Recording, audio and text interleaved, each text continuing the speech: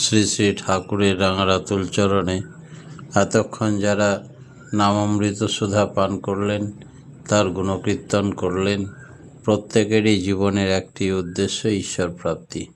তা যেন এই জীবনেই সফল হয়, এই কাতর প্রার্থনা দয়ালের রাঙারাতুল চরণে। একজন প্রশ্ন করছিলেন, সস্তায়নীর 5টা নীতি পালন করলে কি লাভ হবে? তাতে কোনো বিপর্যয়ই আমাদের চলনকে ব্যাহত করতে পারবে না। তোমার নিয়ন্ত্রণের গুণে খারাপটা তোমার মঙ্গলের কারণ হয়ে দাঁড়াবে। মঙ্গলের উপর, মানুষের উপর তোমার ইনফ্লুয়েন্স বা প্রভাব বাড়বে। তোমার অ্যাক্টিভিটি কিছু নেই। নিত্য কল্যাণের সাধনা যদি করো, আর সেসব ছেদা দিয়ে যদি সাধনার ফল হুড়হুড় করে বেরিয়ে যায়, সেই সব ছিদ্রগুলি যদি বন্ধ করো, তবে একটা সঞ্চিত ফল হবেই। কাঁটায় কাঁটায় পরিপালন করতে হয়। ছিদ্র বন্ধ করার কথা ঠাকুর বারবার বলেছেন, অর্থাৎ চলনের ত্রুটি, পালনের ত্রুটি যেন না থাকে। কাঁটায় কাঁটায় শাস্ত্রের পথ বেয়ে চললে উন্নতি তোমার হাতের মুঠোয়। এই ফর্মুলায় যে কোনো অঙ্ক ফেলে দিলে ঠিক মিলতে বাধ্য উত্তর।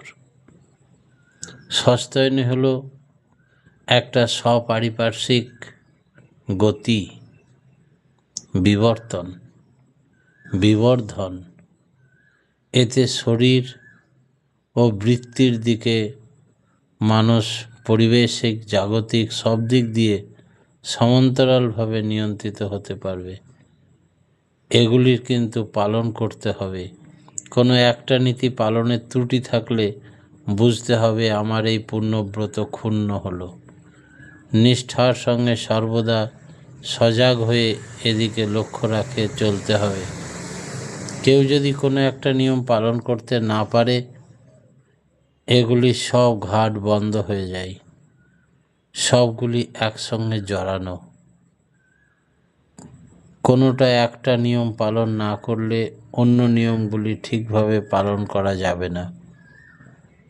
গড়ে এতখানি খাঁকতি থেকে যাবে যে গোড়ায় উল্টো ভাবনার প্রশ্রয় নিতে হবে। তাহলে পরে দেখা যায় 16 আনার জায়গায় 18 আনা যদি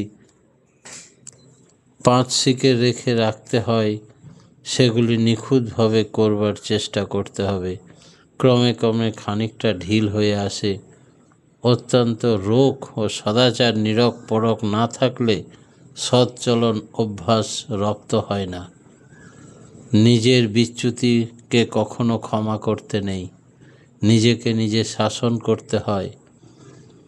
ফিঙে হয়ে গেলে সব কিন্তু রকম ফিকে হয়ে যাবে। সদভ্যাস পাকা হয়ে গেলে আজীবন তার সুফল পাওয়া যায়। এ যেন চিরস্থায়ী বন্দোবস্তের জমিদারি। সস্তায়নী পালে না, উন্নতিতে চলে না। সস্তায়নী মুক্তি আনে রাষ্ট্র সহ প্রতিজনে। মাত্র কিছুদিন সৎ অভ্যাস অনুসরণ করলে, কঠোরভাবে পালন করলে সারা জীবন তার ফল ভোগ করতে থাকুন। আপদ বিপদে সস্তায়নী আরও কঠোরভাবে আঁকড়ে ধরতে হয়। আমরা গ্রহের হাতে আছি। যখন যেগুলি প্রতিকূল প্রভাব থেকে নিষ্কৃতি পেতে চায়, তখন সেগুলির অনেক সময় তাদের প্রতাপ দেখাতে ছাড়ে না।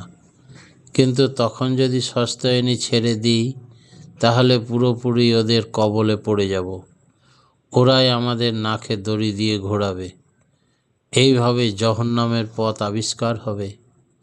তাই আপদ বিপদ যাই আসুক, সস্তায়নে আরও কঠোরভাবে আঁকড়ে ধরতে হয়।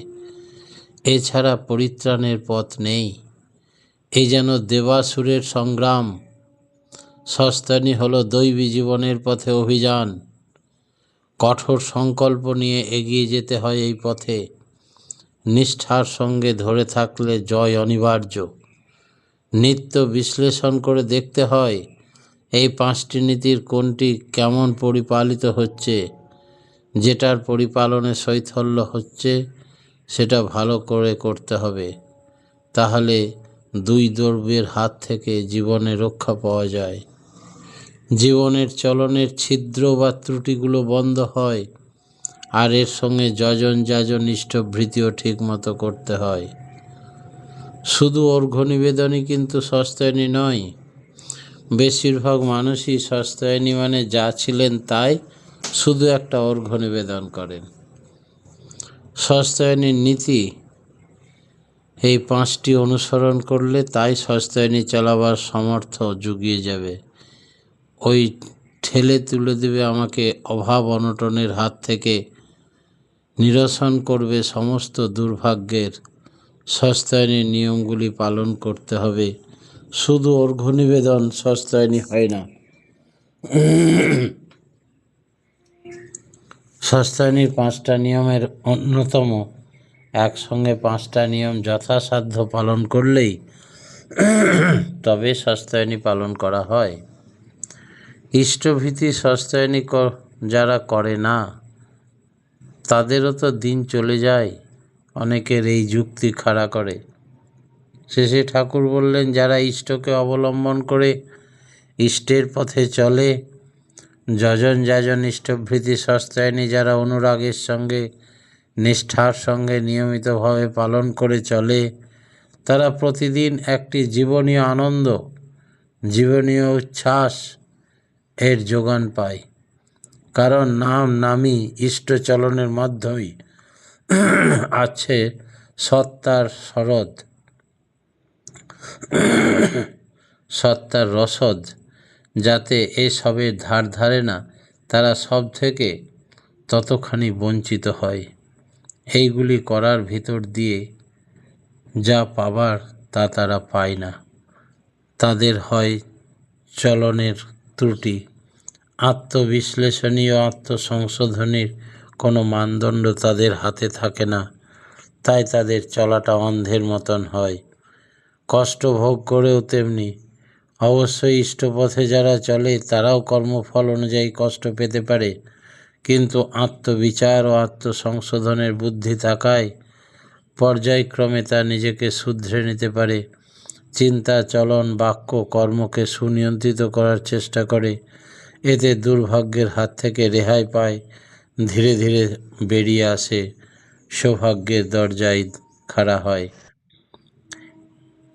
শেষে ঠাকুর বললেন, একদিন তিনি পেঁয়াজ খেয়ে দেখেছিলেন 105 ডিগ্রি জ্বর হয়ে গেছিল। তখন থেকে ভাবলেন যে সস্তায়নী যারা পালন করে তারা সুন্দর সুস্থ শরীর বজায় রাখার জন্য মাছ মাংস